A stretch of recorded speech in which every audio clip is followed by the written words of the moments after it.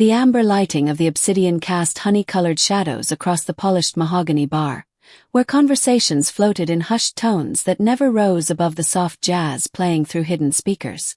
Claire Bennett smoothed down her crisp white shirt for the fourth time that evening, her fingers catching on the name tag she'd deliberately positioned to cover a small stain.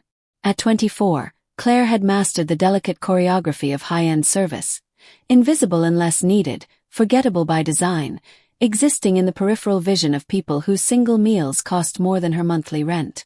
She'd been working at the Obsidian for 8 months now, grateful for a job that let her fade into the background of New York's elite dining scene. The restaurant attracted a particular clientele: old money, new power, and the kind of people who conducted business over $40 appetizers because the walls here didn't have ears. "Table 4 needs another round," called Marcus, the floor manager, his eyes flicking toward the corner booth without really looking. "And Claire, don't linger. Mr. Volkov prefers efficiency." Claire nodded, reaching for the bottle of Beluga Gold Line vodka that cost more than her weekly paycheck. Mikhail Volkov. She'd been serving his table every Friday for 6 weeks now, and he'd never once acknowledged her as anything more than a mechanism for delivering drinks. The dining room thrummed with the particular energy of a Friday evening crowd: investment bankers celebrating deals, socialites planning galas, couples who communicated more through silence than words. Claire understood that world from a distance. It was the world her father had once orbited before his diplomatic career had imploded in Moscow, before the accusations, before the exile that had scattered her family like ash. If you enjoy stories like this, take a moment to subscribe to the channel and tell us where you're watching from. That's how I'll know you truly liked it. Even if you're watching on your TV, grab a second to join this family of fans who love emotional and heartfelt stories. Your support means everything, and it helps us bring you even more tales like this. Her pocket vibrated. Not just any vibration, the specific staccato pattern she'd programmed years ago for one contact only. Her brother. The phone buzzed again, insistent, urgent, carrying the weight of an emergency across cellular towers. Claire's heart seized. Alexei never called during her shifts. Never. Miss. The voice was cold, precise, with a kind of authority that made Claire's spine straighten instinctively. She turned to find herself closer to Mikhail Volkov than she'd ever been, near enough to see the geometric tattoos creeping above his collar, a rose intertwined with stars that spoke a language she'd been trained not to recognize. He was younger than she'd expected, perhaps 35, with slate gray eyes that seemed to calculate the worth of everything they observed. His suit was immaculate, charcoal with subtle pinstripes, the kind of tailoring that whispered rather than shouted wealth. "Your vodka, sir," Claire said softly, lifting the bottle with hands that had started to tremble. The phone vibrated again in her pocket, drilling into her hip like a warning. "Leave it." Mikhail gestured toward the ice bucket on his table, his gaze already dismissing her. Claire should have walked away. Should have returned to the bar, slipped into the break room, called Alexei back from somewhere private. But the phone buzzed a third time and the pattern changed. 3 short, 2 long, 1 short. Their childhood code. Emergency. Life or death. Answer now. Her training as a diplomat's daughter evaporated. Instinct overrode protocol. Claire's hand moved to her pocket, pulling out the phone even as her rational mind screamed at her to stop. She pressed it to her ear, her eyes darting across the restaurant, looking for Marcus, praying he was distracted. "Net slushe menya nimital no. Utebia jest, tolke odin shans. No, listen to me closely. You have only one chance." The words poured out in rapid, localized Russian, not the formal Moscow dialect taught in classrooms, but the clipped, urgent street accent of the industrial districts where her brother had fallen into debt. Claire's voice dropped to barely above a whisper, her free hand gesturing unconsciously in that distinctly Slavic way that accompanied emphasis. "Jidatai sekas. Skolko im tai dulzen. Where are you now? How much do you owe them?" She was vaguely aware that someone had stopped mid-conversation nearby, that the ambient noise of the restaurant had somehow dimmed in her immediate vicinity. But Alexei was speaking frantically on the other end, describing men with guns, a 24-hour deadline, a debt that had ballooned to $60,000. Yanaju denji. Yo bestcho tib. Prostani. I'll find the money. Promise you. Just don't. Claire's voice cracked, and she squeezed her eyes shut, pressing her palm against her forehead. When she opened them, her gaze accidentally landed on the man at table 4. Mikhail Volkov was staring at her with an intensity that turned her blood to ice. He hadn't moved. Hadn't shifted position or called for Marcus or made any outward sign of alarm. But his eyes, those cold gray eyes, were fixed on her with the focused attention of a predator that had just identified prey. His hand rested casually near his jaw, one finger tapping against his cheekbone in a rhythm that matched her heartbeat. The tattoos on his neck seemed to pulse in the amber light. The rest of the restaurant saw a rude waitress breaking protocol. Mikhail Volkov saw something else entirely. Yadalzan iti, Claire whispered into the phone. I have to go. She disconnected before Alexei could respond, her hand shaking so violently that she nearly dropped the phone. Her mind raced through a dozen scenarios, none of them good. She'd broken restaurant policy. Marcus would fire her on the spot. She needed this job. She couldn't afford to lose this job. Claire turned toward the kitchen, moving with purpose, trying to project the confidence of someone who hadn't just committed a terminable offense in front of the restaurant's most important client. Stop! The command was quiet, but it cut through the jazz music and the ambient conversation like a blade. Claire froze mid-step, her shoulders tensing. She didn't turn around. Come here. Mikhail's voice held no room for negotiation. Claire's training warred with her panic. She could run. She could keep walking, grab her coat from the break room, disappear into the November night. But something about the tone of his voice suggested that running would be worse. Much worse. She turned slowly, forcing her face into a mask of professional apology. I'm so sorry, sir. That was completely inappropriate. I'll speak with my manager. Sit. Mikhail gestured to the empty chair across from him. Sir, I can't. I'm working. Mikhail raised one hand, and within seconds, a man Claire had never noticed before materialized at his side. Tall, broad-shouldered, with the kind of stillness that spoke of military training. Mikhail murmured something in Russian, too quick and too low for Claire to catch, and the man disappeared into the crowd. Your manager is being handled, Mikhail said, his eyes never leaving Claire's face. Sit. We need to talk about what I just heard. The restaurant seemed to tilt. Claire's knees felt weak, her mind cataloging every word she'd spoken on the phone, calculating how much he could have understood, how deeply she'd just exposed herself. Mikhail Volkov. She knew that name. Everyone who worked at the Obsidian knew that name, even if no one spoke it aloud. Bratva. The Russian organized crime network that ran half of Brighton Beach and had tendrils reaching into Manhattan's financial district. She'd just spoken Russian in front of a Bratva boss. I don't understand, Claire said quietly, though they both knew she was lying. That dialect, Mikhail said, leaning forward slightly, his voice dropping to a tone that somehow felt more dangerous than anger. Industrial Tagonka District, Moscow. Very specific. Very rare outside of people who lived there before the 2010s urban renewal. Your accent is native, but your syntax suggests formal education layered over it. Diplomat family, perhaps. His eyes narrowed. Or intelligence. Claire's throat went dry. I'm just a waitress. No. Mikhail picked up his vodka glass, examining the clear liquid as though it held answers. You're a waitress who speaks Russian like someone raised in a specific Moscow district, who takes calls about debt and threats during her shift, and who's been very careful not to stand out for 8 months.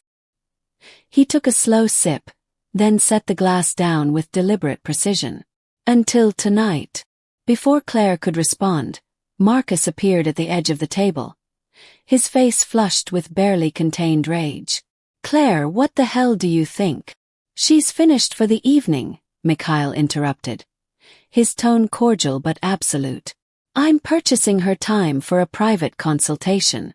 Whatever her hourly rate is, I'll pay triple. Marcus's mouth opened and closed like a fish. Sir, she broke protocol. I need to. Mikhail pulled a money clip from his jacket and peeled off several bills without counting. He handed them to Marcus. For the inconvenience. And for your discretion. Claire watched Marcus's expression shift from anger to calculation to submission in the space of 3 seconds. He took the money, nodded once, and retreated without another word. You can't just buy my time, Claire said, finding her voice somewhere beneath the panic. I just did. Mikhail leaned back in his chair, studying her with an expression that was equal parts curiosity and assessment. Now, let's discuss what your brother owes, who he owes it to, and why a woman who speaks Russian like a native is hiding in a New York restaurant pretending to be ordinary. Claire's first instinct was to run. Her second was to lie. But looking into Mikhail Volkov's eyes, she understood with sudden, terrifying clarity that both options would end badly. I need my job, she said quietly, hating how her voice shook. You need more than a job.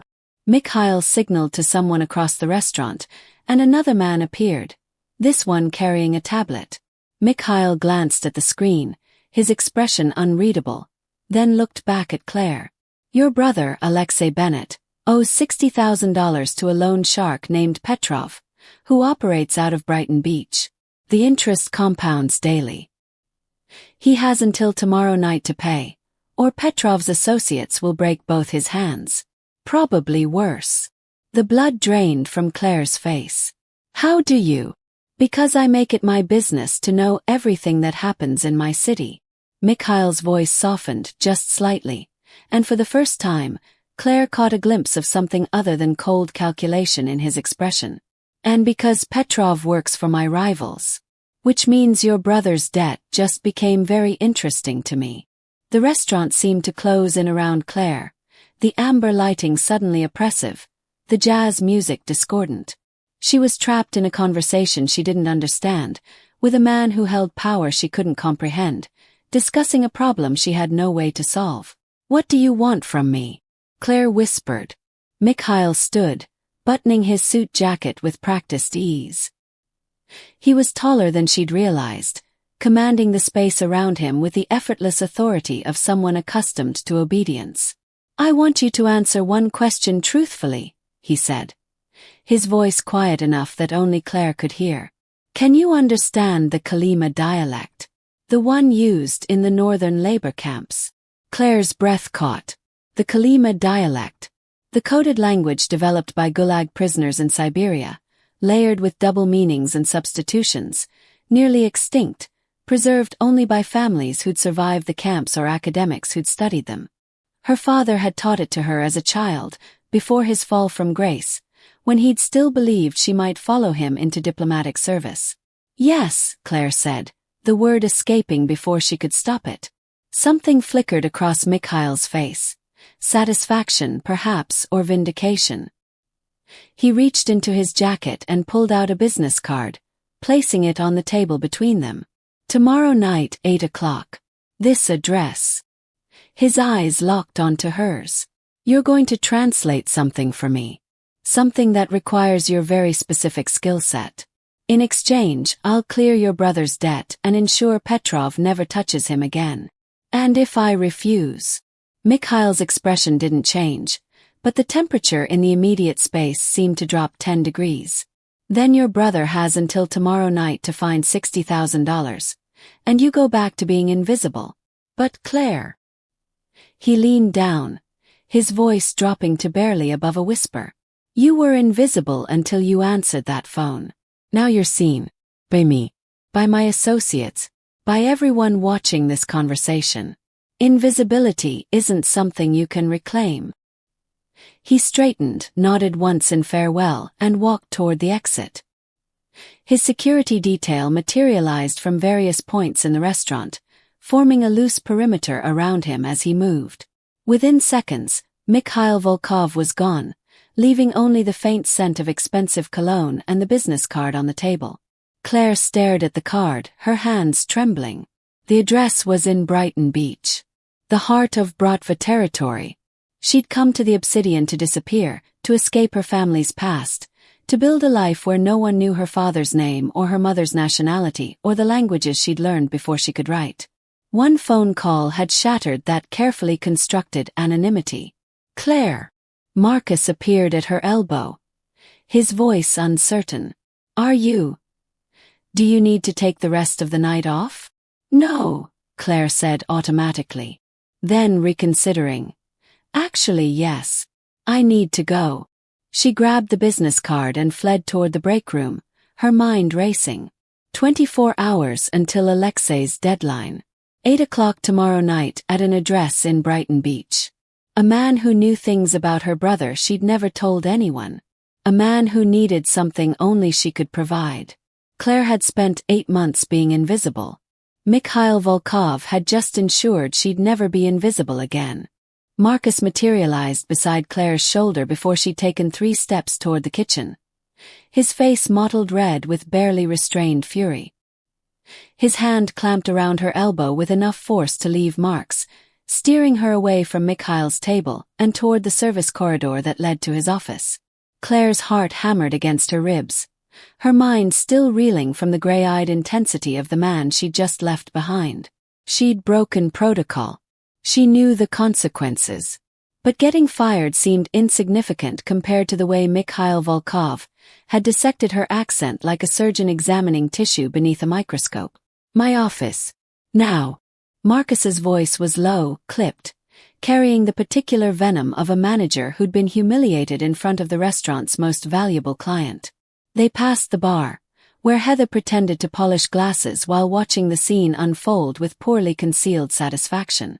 Claire had never been written up, never been late, never given Marcus reason to target her. Until tonight. The office was cramped and windowless, smelling of stale coffee and the particular anxiety that accumulated in spaces where employees received bad news. Marcus slammed the door hard enough to rattle the framed health inspection certificate on the wall. He didn't sit. Didn't offer Claire a chair. Instead, he positioned himself between her and the exit. His arms crossed over his chest in a posture that broadcasted authority he felt slipping. "Do you have any idea what you've just done?" Marcus's voice rose with each word, spittle forming at the corner of his mouth. "You took a personal call. On the dining room floor. In front of Mr. Volkov, who accounts for 15% of our monthly revenue and who could destroy my career with a single phone call to the owner." "Marcus, I'm sorry." "My brother," Claire started, but he cut her off with a slashing gesture. "I don't care if your entire family was on fire. You don't answer your phone during service. Not here. Not at the Obsidian." He grabbed her time card from the desk, already preparing to punch her out permanently. "Clear out your locker. Done. I'll mail your final check." The door opened without a knock. Mikhail Volkov filled the doorframe, his presence transforming the cramped office into something smaller, more suffocating. He'd removed his suit jacket, revealing the full scope of the tattoos that climbed his forearms, orthodox crosses intertwined with Cyrillic script Claire couldn't read from this distance. Behind him, 2 of his security team stood in the corridor, silent sentinels who made it clear this wasn't a request. "Mr. Volkov," Marcus stammered, his anger evaporating into nervous deference. "I was just handling the situation. I assure you she's being terminated immediately for her unprofessional." "How much?" Mikhail interrupted, his voice carrying the casual authority of someone accustomed to purchasing solutions. Marcus blinked. "I'm sorry. How much to close the restaurant for the rest of the evening?" Mikhail pulled out his phone, fingers moving across the screen with practiced efficiency. "I need privacy for a business discussion with Miss Bennett. Name your price for clearing the dining room and ensuring we're not disturbed." Claire watched Marcus's face cycle through confusion, calculation, and greed in rapid succession.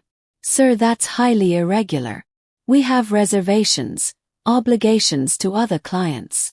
$50,000. Mikhail didn't look up from his phone. "Wired to the restaurant's account within the next 60 seconds. Enough to cover lost revenue, staff wages, and your inconvenience. You'll announce a gas leak. Send everyone home with complimentary meal vouchers. The number hung in the air between them, obscene and impossible.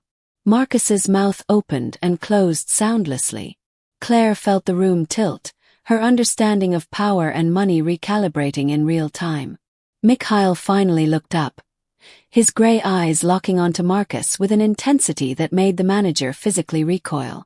Or I can make one phone call to your owner, explain how you mishandled a valued client's request, and ensure you're managing a food truck in Staten Island by Monday.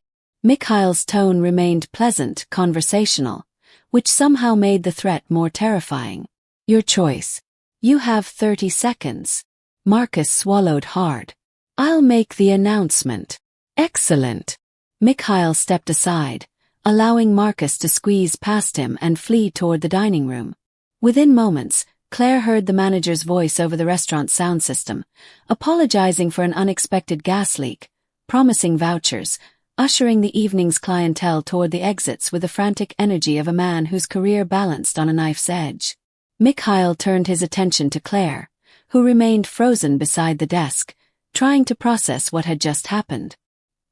He closed the office door, muffling the sounds of the restaurant being evacuated, and leaned against it with casual ease. Mikhail turned his attention to Claire, who remained frozen beside the desk, trying to process what had just happened. He closed the office door, muffling the sounds of the restaurant being evacuated, and leaned against it with casual ease. Now, he said, pulling a small digital recorder from his pocket and placing it on the desk between them. Let's discuss what you really are, Claire Bennett, and whether you're valuable enough to keep alive. Claire's breath caught in her throat. The recorder sat between them like a loaded gun, its red light blinking steadily in the dim office. Through the door, she could hear the last of the diners being ushered out, chairs scraping against polished floors, Marcus's voice growing distant as he shepherded people toward the exits. Within minutes, the Obsidian would be empty except for her and a man who'd just spent $50,000 to ensure their privacy. I don't understand what you want from me, Claire said, forcing herself to meet his gaze despite every instinct screaming at her to look away. Mikhail pushed off from the door and moved closer, not threatening but deliberate, each step calculated to reduce the space between them. He picked up the recorder, pressed play, and Claire's own voice filled the cramped office. Russian words she'd spoken 30 minutes ago, preserved digitally, irrefutable evidence of what she'd tried to hide for 8 months. Alexei Bennett, Mikhail said, stopping the playback. Your older brother, 28 years old, currently in debt to a man named Viktor Petrov for $63,000. The interest compounds daily at 20%. He borrowed the initial some 6 months ago to cover gambling losses at an illegal card game in Brighton Beach. Mikhail set the recorder down, his eyes never leaving Claire's face. Petrov works for the Lebedev family. They're competitors of mine. Violent competitors who enjoy making examples of people who can't pay. Claire felt the blood drain from her face. How do you know all this? Because your brother is currently locked in a storage unit on Coney Island Avenue, and Petrov's men are deciding whether to kill him quickly or slowly. Mikhail's voice remained conversational, as though discussing the weather rather than her brother's execution. They're scheduled to make their final decision in approximately 4 hours. The office walls seemed to close in. Claire gripped the edge of the desk to steady herself, her knuckles white against the cheap laminate. You're lying. Am I? Mikhail pulled out his phone, swiped through several screens, and turned it toward her. The image showed Alexei bound to a chair in a concrete room. His face bruised, blood crusting beneath his nose. The timestamp read 23 minutes ago. I have sources inside Petrov's operation. They send me updates whenever something interesting happens. Your brother begging for his life while crying about his diplomat sister. That qualifies as interesting. Claire's vision blurred with tears she refused to let fall. What do you want? The same thing everyone wants. A solution to a problem. Mikhail pocketed his phone and gestured toward the recorder. You speak Russian. Not tourist Russian or classroom Russian, but native fluency with regional variations. The way you shifted from Moscow formal to Taganka Street dialect mid-sentence suggests training. Diplomatic training, if I had to guess. Your father was Michael Bennett, the attaché stationed in Moscow who was recalled in disgrace after accusations of selling intelligence. He was innocent, Claire whispered. The old defense automatic even now. Perhaps. But his disgrace scattered your family, and you ended up here, hiding your languages and your connections, pretending to be ordinary. Mikhail leaned back against Marcus's desk, arms crossed, studying her with clinical precision. I need a translator for intercepted communications. Recordings in dialects most people don't even know exist. Kolyma prison can't. Siberian regional variants. Coded speech patterns developed in labor camps. Can you understand those? Claire's mind raced. Her father had taught her dialects as a game when she was young, before everything fell apart. Obscure regional variations, historical linguistic quirks, the kind of knowledge that seemed useless until this exact moment. Some of them. Yes. Then I'm offering you a trade. Mikhail's voice softened, almost gentle, which somehow made him more dangerous. Work for me. Translate the recordings I've intercepted from the people trying to kill me. Help me identify the traitor in my organization who's coordinating with the Lebedevs. Do this, and I'll extract your brother from that storage unit tonight, clear his debt entirely, and ensure Petrov never touches either of you again. And if I refuse? Mikhail's expression didn't change, but something cold flickered in his eyes. Then I walk out of this restaurant. Your brother dies badly in approximately 3 hours and 40 minutes, and you go back to serving wine while knowing you could have saved him. The choice has always been yours, Claire. I'm simply making it explicit. Claire stared at the recorder, at the small device that held evidence of her hidden life, and understood she'd been walking toward this moment since the night her father's career imploded. She'd spent years trying to disappear, to become invisible, to escape the world of secrets and lies and dangerous men who traded lives like currency. One phone call had dragged her back in. How long? She asked quietly. Until I find the traitor. Could be days. Could be weeks. Mikhail straightened, buttoning his suit jacket with practiced ease. But every day you work for me is another day your brother stays alive and debt-free. Claire closed her eyes, seeing Alexei's bruised face behind her eyelids, hearing his panicked voice from the phone call that had destroyed her carefully constructed anonymity. She'd left Moscow to protect him, to build a new life where their father's mistakes couldn't touch them. And now the only way to save him was to step back into the exact world she'd fled. When do we start? The words tasted like surrender. Mikhail smiled, and it didn't reach his eyes. Tonight. My car is waiting outside. The drive to Mikhail's estate took 40 minutes through darkening streets that transformed from Manhattan's gridlock to the sprawling properties of Long Island's North Shore. Claire sat in silence in the back of a black Mercedes SUV, Mikhail beside her, separated by 12 inches of leather upholstery that felt like miles. His security detail followed in a second vehicle, their headlights a constant presence in the side mirror. She'd texted Marcus a resignation effective immediately. She'd called her landlord about breaking her lease. Both messages felt like burning bridges she'd never cross again. The estate emerged from behind iron gates and manicured hedges, a modernist structure of glass and steel that seemed designed to announce wealth without warmth. Floodlights illuminated the facade, casting sharp shadows across the circular driveway where the vehicles came to rest. Mikhail exited without waiting for his driver, gesturing for Claire to follow. Inside, the foyer was all polished marble and angular furniture, artwork she suspected cost more than she'd earn in a lifetime hanging on walls that soared toward cathedral ceilings. This way. Mikhail led her through corridors that smelled of expensive cologne and furniture polish, past closed doors that suggested rooms she'd never see, down a staircase that descended into the estate's lower level. The basement, if it could be called that, had been converted into something between a command center and a private office. Banks of monitors lined one wall, displaying security camera feeds from what looked like multiple properties. A conference table dominated the center of the room, its surface covered with file folders, photographs, and a laptop connected to external speakers. Mikhail gestured to a chair. Sit. We don't have much time. Claire lowered herself into the leather seat, her hands trembling slightly as she clasped them in her lap. Mikhail moved to the laptop, his fingers dancing across the keyboard with surprising dexterity for a man whose knuckles bore the scars of violence. He pressed play, and the speakers crackled to life with audio that sounded like it had been recorded through walls or intercepted from cheap phones. The first voice spoke Russian but wrong. The words were familiar, the grammar technically correct, but the phrasing felt deliberately obscure, layered with meanings that didn't quite align. Claire leaned forward, her linguistic training engaging automatically despite her fear. A second voice responded, and the pattern became clearer. They were using substitutions, metaphors that referenced things she'd only read about in her father's old books. Play it again, Claire said quietly. Mikhail rewound 15 seconds and repeated the segment.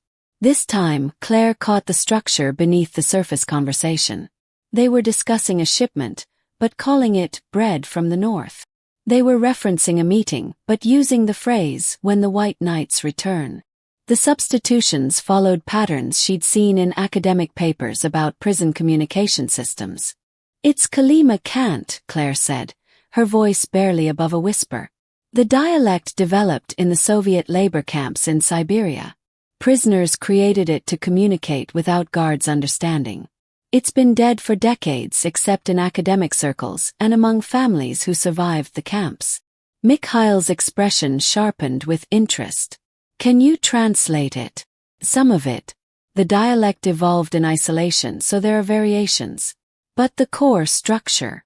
Claire closed her eyes, listening to the audio play again, her mind parsing the layered meanings. They're not talking about bread. They're talking about weapons. Bread from the north means arms shipments coming from Canada through the northern ports. White Nights isn't about summer solstice in Petersburg. It's a code for the new moon. They're planning something during the next dark night. When is that? 3 days from now. Claire opened her eyes, meeting Mikhail's gaze. They're planning to move something or attack someone in 3 days. But there's more. They keep referring to the old man's son. In Kalima Kant, that's not literal. Means someone born into the organization. Someone with inherited authority. Mikhail's jaw tightened almost imperceptibly. A traitor with bloodline legitimacy. Someone close to you, Claire confirmed. Someone who would have access to your operations, your security, your schedule. They're using this dialect because they assume no one in your organization would recognize it. It's too obscure, too historical. But a diplomat's daughter would. Mikhail's voice carried grudging respect mixed with something darker. Your father taught you this. Before he fell apart, yes. He believed knowing dead languages was a form of insurance. A skill no one else could replicate. Claire gestured toward the laptop. How many recordings do you have? 17 intercepted over the past 6 weeks.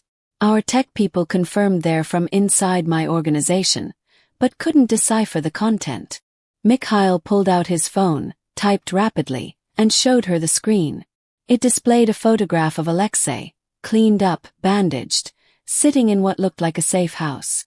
Your brother is secure. My men extracted him 20 minutes ago.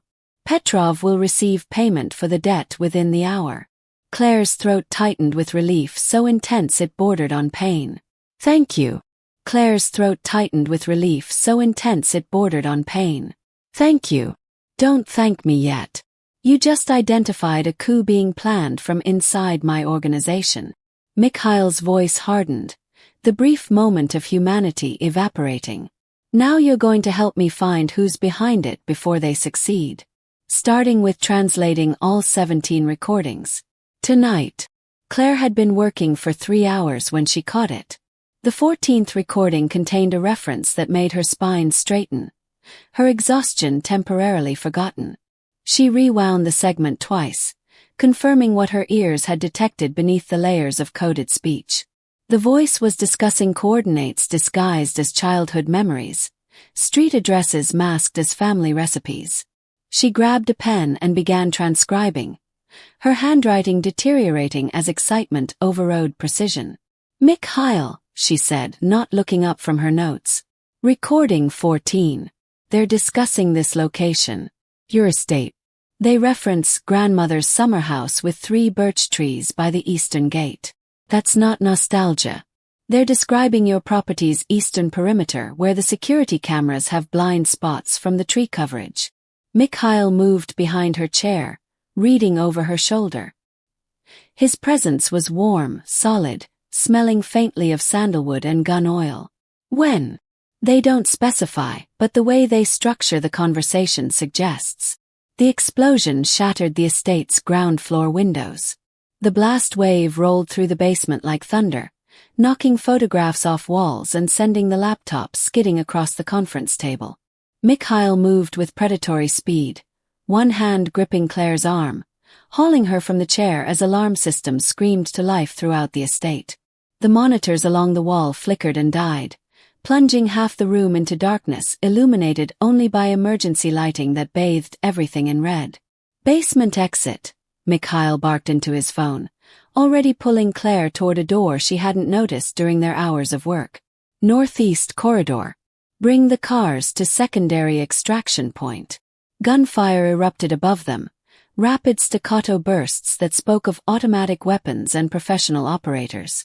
Claire's heart hammered against her ribs as Mikhail shoved her through the doorway into a concrete corridor that stretched into darkness. His security detail materialized from nowhere, forming a protective perimeter, weapons drawn, faces grim with combat readiness. They made it 15 feet before the corridor entrance exploded inward. The blast threw Claire against the wall, her head cracking against concrete hard enough to spark white lights across her vision. Through the ringing in her ears, she heard shouting in Russian, saw muzzle flashes strobing through settling dust and smoke. Mikhail returned fire with a handgun she hadn't seen him draw. His movements economical and precise, each shot deliberate. One of his men went down, blood spreading across his shirt in a dark stain that looked black in the emergency lighting. Claire tried to stand, her legs refusing to cooperate, her balance destroyed by the blast's concussion. A figure emerged from the smoke, weapon raised, barrel tracking toward her with mechanical precision. She saw it happening as though underwater, time stretching impossibly, her voice catching in her throat as she tried to warn Mikhail. He saw it too. Mikhail moved without hesitation, his body colliding with Claire's, driving her back against the wall as the weapon discharged. The impact spun him sideways, his shoulder erupting in a spray of blood that spattered warm across Claire's face and neck. He didn't cry out, didn't fall, instead returning fire with his free hand while his wounded arm hung useless at his side. The attacking figure dropped, and suddenly Mikhail's remaining security was there, dragging them both deeper into the corridor, away from the breach, toward an exit that promised escape if they could reach it before the building came down around them. "You're hit," Claire gasped, pressing her hands against Mikhail's shoulder, feeling blood pulse hot between her fingers. "You're hit," Claire gasped, pressing her hands against Mikhail's shoulder, feeling blood pulse hot between her fingers. "Keep moving," he growled through clenched teeth, but his free hand found hers, gripping with surprising strength, not pushing her away, but anchoring them together as they fled through darkness toward an uncertain safety. The safe house was everything Mikhail's estate wasn't: cramped, utilitarian, smelling of mildew and old cigarettes. It occupied the 3rd floor of a condemned building in Red Hook, accessed through a Chinese restaurant that closed at 9 and asked no questions. The single room contained a mattress on the floor, a folding table, 2 chairs, and a first aid kit that looked military surplus. No marble, no chandeliers. Just raw survival stripped to its essential components. Claire worked on Mikhail's shoulder by the light of a battery-powered lantern, her hand steadier than she'd expected as she cleaned the wound with antiseptic that made him hiss through his teeth. The bullet had passed through cleanly, missing bone and major arteries through what she could only call luck. She packed the entry and exit wounds with gauze, her fingers brushing against the elaborate tattoos that covered his arm and shoulder. The rose, she said quietly, focusing on the flower inked in black and red across his deltoid. What does it mean? Mikhail was silent for a long moment, his jaw tight with pain or reluctance. My mother. She grew roses in our apartment in Moscow, even when we had nothing. She died when I was 14. His voice carried a roughness that had nothing to do with the gunshot wound. The stars are for each year I spent earning my position. 8 points, 8 years of proving I was more than an orphan with nothing. Claire secured the bandage with medical tape, her movements gentle despite the urgency that had brought them here. I'm sorry about your mother. And I'm sorry about your father. Mikhail caught her wrist as she pulled away, his grip firm but not forceful. What really happened in Moscow? The official story says he sold intelligence, but you defended him earlier. You said he was innocent. Claire sank onto the folding chair across from him, exhaustion and adrenaline crash hitting her simultaneously. The room felt smaller with his attention focused on her, the space between them charged with something that had nothing to do with translation or survival. My father refused to ignore what he saw. Russian officials laundering money through diplomatic channels, oligarchs buying influence in American companies. He reported it through proper channels, and they destroyed him for it. Fabricated evidence, leaked classified documents with his name attached, turned him into a traitor when he was the only one telling the truth. That's why you hide, Mikhail said, understanding dawn in his eyes. You learned that honesty gets you killed. And you learned that strength is the only currency that matters. Claire met his gaze, seeing past the ruthless boss to the 14-year-old orphan fighting for every inch of territory. We're not that different, are we? Mikhail stood, wincing as the movement pulled at his wounded shoulder, closing the distance between them until he stood directly before her chair. His uninjured hand came up, fingers brushing her cheek where his blood had dried in streaks across her skin. You could have run when the shooting started. Could have used the chaos to disappear. You took a bullet for me, Claire whispered, her voice catching. That changes things. It changes everything. His thumb traced the line of her jaw with surprising gentleness. The air between them thickened, transformed by proximity and shared trauma and the understanding that they'd both chosen to stay when flight was possible. When he leaned down, Claire didn't pull away. The kiss was tentative at first, almost questioning. His lips warm against hers despite the coldness of the safe house. Then her hand came up to the back of his neck, pulling him closer, and tentative became urgent, became desperate, became the only honest thing either of them had done in years. They spent the next 36 hours in the safe house like ghosts haunting their own lives. Mikhail's men brought supplies. Laptops, encrypted phones, the remaining audio recordings Claire hadn't finished translating. She worked through exhaustion, her ear pressed to headphones, replaying segments until the coded phrases revealed their meanings like optical illusions snapping into focus. Mikhail coordinated his fractured organization from a burner phone, trusting no one completely, rebuilding his intelligence network one careful conversation at a time. Claire was on her 19th recording when she heard the name that made her blood freeze. She'd been half listening, her concentration wavering after hours of parsing archaic prison slang, when the speaker referenced, the one who carries the old man's keys. In Kalima Kant, that phrase had specific meaning, not literal keys but inherited authority. The keeper of the boss's legacy. She rewound, listened again, her pulse accelerating. Mikhail. Her voice cut through the safehouse's silence. He looked up from his laptop, immediately alert to the urgency in her tone. Recording 19. Listen to this section. She played the segment, watching his face as the coded conversation unfolded. The speaker was careful, layered the information beneath discussions of weather and childhood memories, but the structure was clear once you understood the linguistic framework. They were discussing the final phase of their plan, coordinating timing with an event that would gather Mikhail's entire inner circle in one location. The White Knights Gala, Claire said quietly. That charity event your organization hosts every year. They're calling it, When the City Celebrates the Sun's Return. The coup is scheduled to happen there 3 days from now. They're planning to eliminate you in front of everyone who matters. Send a message that the old guard is finished." Mikhail's expression hardened into something dangerous. "Who's coordinating it?" Claire hesitated, her finger hovering over the playback button. She'd cross-referenced the voice patterns across all 17 recordings, compared speech rhythms and linguistic tics, built a profile of the traitor through nothing but audio forensics and intuition. The answer had emerged gradually, undeniable once she'd assembled all the pieces. "The one who carries the old man's keys," she said, her voice barely above a whisper. "It's Konstantin, your head of security, the man who's been with you since the beginning." The silence that followed felt crushing. Mikhail stood motionless, his wounded shoulder forgotten. His face a mask that revealed nothing while his eyes betrayed everything. Konstantin had been more than security. He'd been family, the brother Mikhail had chosen when blood family had failed him. They'd built this empire together, survived wars and betrayals and impossible odds. "You're certain?" It wasn't a question.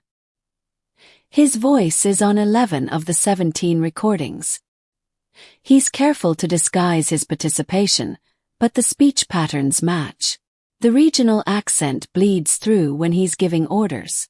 Claire played another segment, this one showing Konstantin's voice coordinating weapon deliveries using the coded dialect. "He's been planning this for months, maybe longer." Mikhail's hand curled into a fist, knuckles white with suppressed rage. "He knows I survived the estate attack. He'll be expecting retaliation. Which is why we have an advantage." Claire stood, moving to where Mikhail stood rigid with betrayal. "He thinks you're running, thinks you're wounded and weak and hiding. He doesn't know I've cracked the code. Doesn't know we understand the full scope of his plan. The gala is in 3 days." Mikhail's voice was cold, calculated, the emotion locked away behind strategic thinking. "We don't have time to rebuild my security infrastructure. Can't trust anyone in my current organization. Konstantin has had months to turn people, plant loyalists, compromise my defenses." Claire placed her hand on his uninjured arm, feeling tension coiled beneath his skin. "Then we don't rebuild. We go to the gala, let him think his plan is working and expose him in front of everyone. Turn his moment of triumph into his execution." Mikhail looked at her, and for the first time since she'd revealed Konstantin's betrayal, something other than rage flickered in his eyes. Respect, perhaps, or recognition that they'd become partners in this. The transformation began 48 hours before the gala in a penthouse apartment in Tribeca that belonged to someone who owed Mikhail favors. A team arrived at dawn. Stylist, makeup artist, a woman named Irina who assessed Claire with the clinical precision of a sculptor examining raw marble. Claire stood in the center of the living room wearing borrowed clothes, feeling exposed under their collective scrutiny, while Mikhail watched from the doorway with his wounded arm in a sling. "She needs to look like she belongs," he said, his voice carrying the authority that made people move without question. "Old money, European education, the kind of woman who speaks 4 languages and summers in St. Tropez. No one can question why she's on my arm." Irina circled Claire slowly, lifting strands of her hair, tilting her chin to catch the light. "The bone structure is good. The posture needs work. She moves like service industry, apologetic, trained to be invisible. We fix that first." For the next 6 hours, Claire learned to inhabit a different body. Irina corrected her walk, eliminating the efficient shuffle of a waitress and replacing it with the languid confidence of someone who'd never worried about rent. The stylist worked on her hair, transforming her practical ponytail into loose waves that framed her face with calculated casualness. They taught her how to hold a champagne glass, how to air kiss without actually making contact, how to smile at strangers with warmth that promised nothing. The dress arrived at sunset, delivered in a black garment bag that probably cost more than Claire's monthly salary. When she emerged from the bedroom, the living room fell silent. The gown was midnight blue, almost black, cut to follow her body's lines without clinging, with a neckline that suggested elegance rather than seduction. Diamonds, borrowed from a source Mikhail didn't name, glittered at her throat and ears. Mikhail's expression shifted when he saw her, something predatory and possessive flickering behind his calculated calm. He dismissed the team with a gesture, waiting until they'd gathered their equipment, and disappeared before approaching Claire where she stood uncertain in borrowed luxury. "You look dangerous," he said quietly, his uninjured hand coming up to trace the diamond necklace resting against her collarbone. "Like someone who could destroy a man and make him grateful for it." Claire met his eyes in the floor-length mirror behind them, seeing the woman she'd become reflected alongside the man she'd chosen to stand with. "That's the plan, isn't it? Walk into Konstantin's trap looking like we don't know it exists. You'll wear an earpiece." Mikhail pulled a small device from his pocket, nearly invisible flesh-colored tech that would allow them to communicate throughout the evening. "I need you to circulate, listen to conversations in Russian. Konstantin's people will be there, coordinating the final details. They'll speak freely around someone they assume is just another socialite who doesn't understand the language." Claire took the earpiece, turning it over in her fingers. "And when we identify them, then we make our move." Mikhail's voice hardened with the cold calculation she'd first heard in the restaurant office a lifetime ago. "Konstantin expects me to arrive vulnerable, paranoid, trusting no one. He'll position his people close, waiting for the signal to strike. But he's forgotten something crucial." "What's that?" Mikhail's hand settled on her waist, pulling her back against him, his lips close to her ear. "I don't need an army when I have someone who can hear the enemy's every word and look like she belongs among them. You're not just my translator anymore, Claire. Tonight you're my weapon." She leaned into him, feeling the steady rhythm of his heartbeat against her back, and understood they'd crossed another threshold. From captive to partner to something more complicated, something that would likely get them both killed if Konstantin's plan succeeded. "Then let's make sure the weapon hits its target," she whispered. The White Knight's gala occupied the entire top floor of the Mandarin Oriental, floor-to-ceiling windows offering a glittering panorama of Manhattan's skyline against a velvet sky. Crystal chandeliers cast honeyed light across guests who moved through the space with the practiced grace of people accustomed to wealth and power. Claire entered on Mikhail's arm, her borrowed diamonds catching light, her smile perfectly calibrated between warmth and distance. She'd stopped being a waitress the moment they'd crossed the threshold. Now she was someone else entirely, someone dangerous. Konstantin stood near the bar, immaculate in a tuxedo that probably cost more than Claire's yearly rent at the Obsidian. His face showed appropriate concern when he spotted Mikhail, moving toward them with the controlled urgency of a loyal soldier seeing his wounded commander. The embrace he offered was brief, professional, and completely convincing to anyone who didn't know they were watching a man greet the boss he'd tried to murder 3 days ago. "Mikhail, thank God. When I heard about the estate," Konstantin's English was flawless, his accent buried beneath years of American living. His eyes flicked to Claire with polite curiosity. "And who is this?" "Claire Rousseau," Mikhail said, using the false identity they'd prepared. "A friend from Paris. She insisted on accompanying me tonight despite my objections." His hand tightened possessively on Claire's waist. "Claire, this is Konstantin Sokolov, my head of security." Claire offered her hand with the languid confidence Irina had drilled into her. "Enchanté. Mikhail speaks very highly of you." The lie tasted like poison, but her smile never wavered.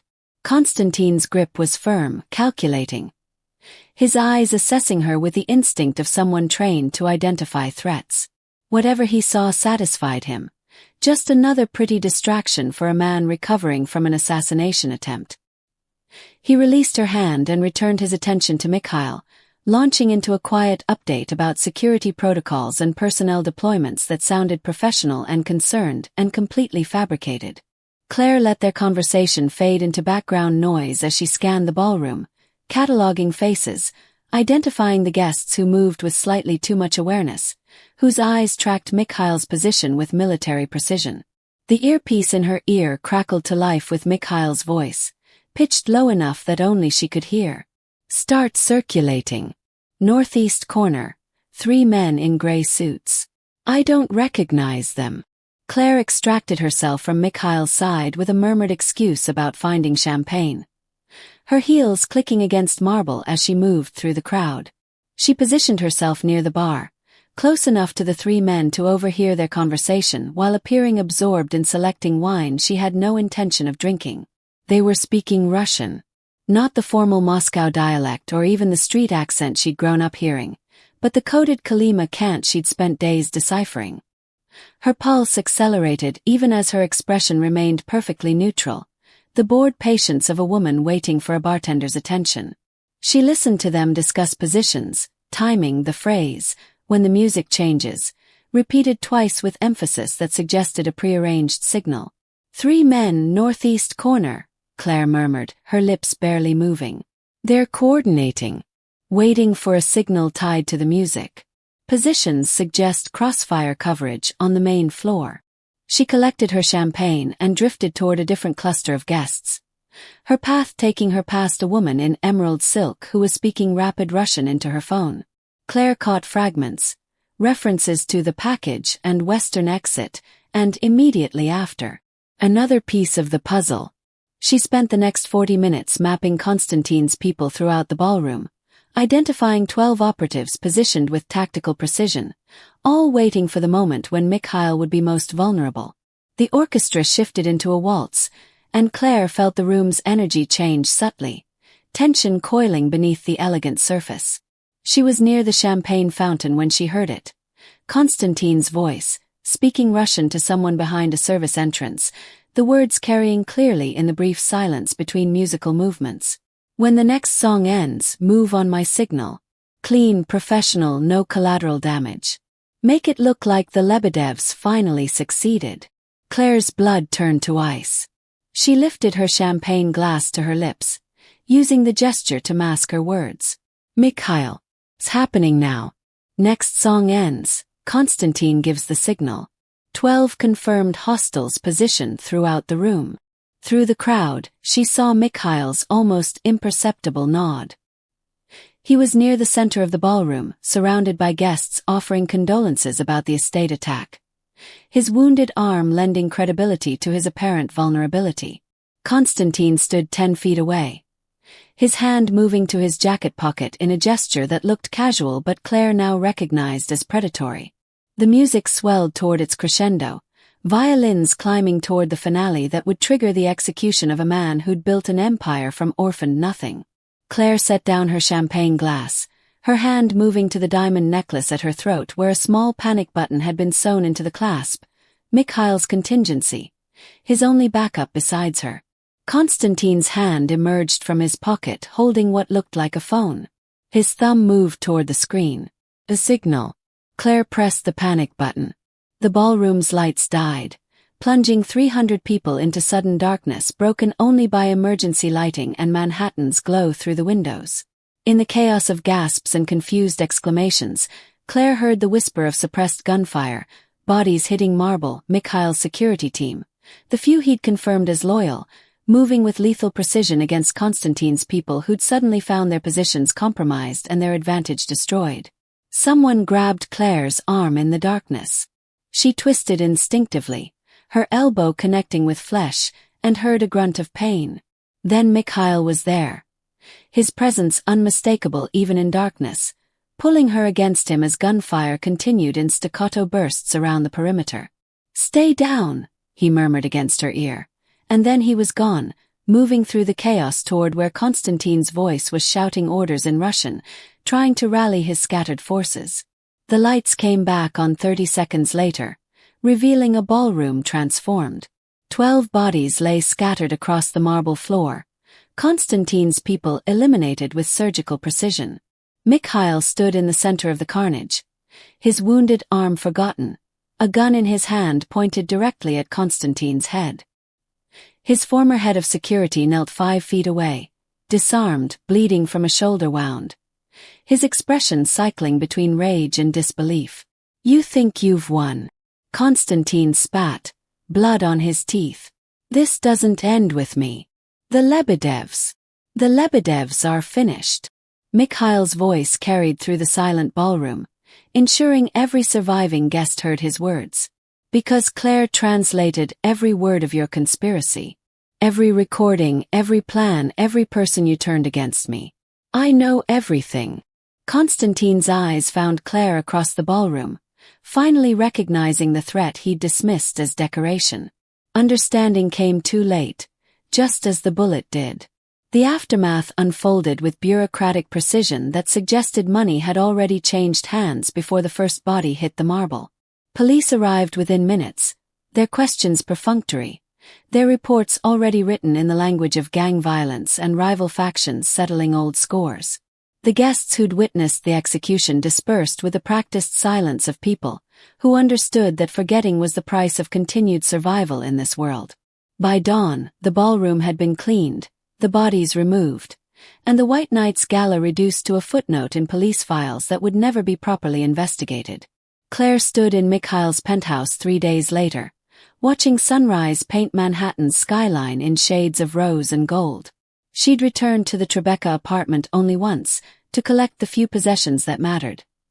Her father's diplomatic papers, photographs of Alexei before everything fell apart, the Russian dictionary that had started this entire spiral. The rest she'd left behind like a snake shedding skin, the waitress named Claire Bennett evaporating into the past. Mikhail found her by the windows, his wounded shoulder healing beneath expensive bandages. His empire rebuilt and consolidated under his absolute control. Constantine's betrayal had revealed weaknesses, but it had also provided opportunity. A purge of the organization that left only the proven loyal, a demonstration of power that sent clear messages to rivals who'd been circling like sharks scenting blood. I have something for you. He held out an envelope, expensive stationery that felt heavy with possibility. Inside, Claire found a plane ticket, first class, departing JFK tomorrow afternoon. The destination was blank, left for her to fill in. Anywhere you want. Paris, Tokyo, Buenos Aires. Your brother's debt is cleared. His safety guaranteed regardless of where you go. You've earned your freedom. Claire turned the ticket over in her hands, studying the blank destination line that represented every choice she'd been denied for years.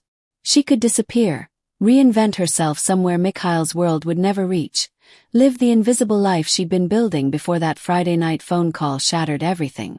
The old Claire would have taken it without hesitation, would have run toward safety and anonymity and the comfortable fiction that she could escape her father's legacy. But the old Claire had died in a restaurant office when she'd chosen to answer instead of run. She tore the ticket in half, then in half again, letting the pieces flutter to the floor between them like snow. Mikhail's expression shifted from surprise to something deeper, more dangerous, a hunger that had nothing to do with survival and everything to do with possession. You're sure? His voice was quiet, giving her one final chance to reclaim the freedom he'd offered. This world doesn't let people leave once they've seen what you've seen. Once you've done what you've done. I'm not trying to leave. Claire closed the distance between them, her hand finding his uninjured side, feeling the steady rhythm of his heartbeat beneath expensive fabric. I answered a phone call in Russian, and you decided I was worth saving. You took a bullet meant for me. You trusted me to be your weapon when everyone else had become an enemy. That's not something I can walk away from, even knowing what I am. Mikhail's hand came up to cup her face, his thumb tracing her cheekbone with a gentleness that contradicted everything else about him. What I'll always be. Especially knowing what you are. Claire rose on her toes, bringing her lips close to his. Because I know what I am too now. Not a waitress pretending to be invisible. Not a diplomat's daughter running from her father's mistakes. Something new. Something dangerous. My queen. The words were half statement, half question, testing the title against reality. Your partner. Claire corrected, closing the final distance. Your translator. Your weapon. Whatever you need me to be. The kiss was different from the desperate urgency of the safe house. Slower and deeper and weighted with the understanding that this wasn't temporary survival but permanent choice. When they finally broke apart, Manhattan had finished its transformation from night to day, The city spread before them like a kingdom they'd claimed together through blood and betrayal and the peculiar intimacy of shared violence. Mikhail's phone buzzed with incoming messages. His empire demanding attention, decisions waiting, the endless machinery of power requiring constant feeding. But he ignored it, his arms around Claire. His face buried in her hair that still smelled faintly of the safe house and gun smoke and the expensive perfume they'd used to transform her into someone who could walk among enemies. "No going back," he murmured against her temple. Claire looked at the torn ticket on the floor, at the sunrise painting Manhattan in colors that suggested both warning and promise, and smiled with the particular satisfaction of someone who'd finally stopped running. "I never wanted to go back," she said. "Only forward. With you." Thank you for watching this story to the end. If you enjoyed this story, you will surely love the next one. It's as interesting and even more intriguing as you can ever imagine. So do check it out. Click on the image showing on your screen right now to watch the next one.